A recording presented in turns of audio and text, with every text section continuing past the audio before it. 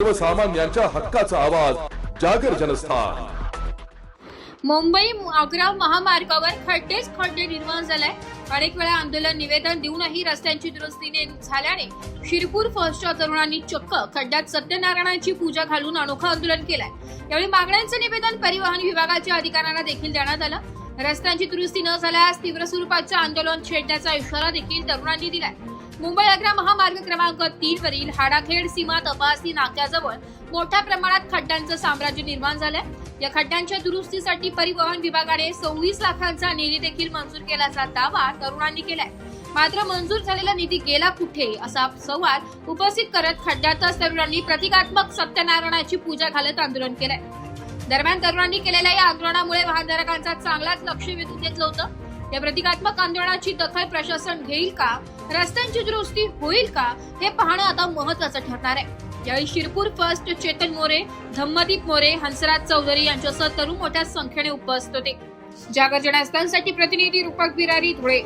आपण आलेलो आहोत राष्ट्रीय महामार्ग क्रमांक 3 मुंबई आग्रा राष्ट्रीय महामार्गावरती आपण आता आलेलो आहोत। इथं तुम्ही बघू शकता या खड्ड्यावरती जिथून आपण हाडाखेड बॅरल पासून शिरपूर तालुक्यातून निघून राष्ट्रीय महामार्गाला लागतो त्या ठिकाणी आम्ही आलेलो आहोत। परिवहन विभागाच्या अंतर्गत हा रस्ता येतो। या खड्ड्याला बुजवण्यासाठी, या खड्ड्याच्या दुरुस्तीसाठी 26 लाख रुपयाचा निधी प्रशासनाने इथं मंजूर करून दिलेला होता। मग हा 26 लाखाचा निधी गेला कुठं हे विचारण्यासाठी आज आम्ही इथं आलोय।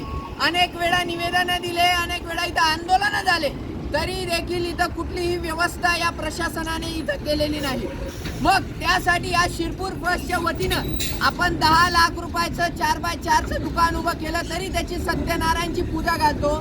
त्याच अनुषंगानं या 26 लाख रुपयाच्या खड्ड्याची सत्यनारायणची पूजा आज आम्ही शिरपूर तालुक्यातील जनतेच्या वतीने इथं केलेली आहे। की नेमका हा पैसा गेला कुठं, 26 लाख रुपयाचा निधी गेला कुठं, तो कुठेही गेला असेल त्याआधी त्या 26 लाख रुपयाच्या खड्ड्याचं आज सत्यनारायण इथं आम्ही पार पाडलेला आहे। आणि येत्या 7 दिवसामध्ये जर का या खड्ड्याची दुरुस्ती झाली नाही तर परिवहन विभागाला मोठ्या आंदोलनाच्या सामोरे जावं लागेल आणि झालेलं आंदोलन हे त्यांना झेपणार नाही। तरी या 26 लाख रुपयाच्या खड्ड्याच्या वतीनं याची आज सत्यनारायणची पूजा झाली अशी मी घोषणा करतो आणि नारळ फोडून इथं सगळी त्याची पूजा व्यवस्था करून आज या 26 लाख रुपयाच्या खड्ड्याचा निधी नेमका कोणत्या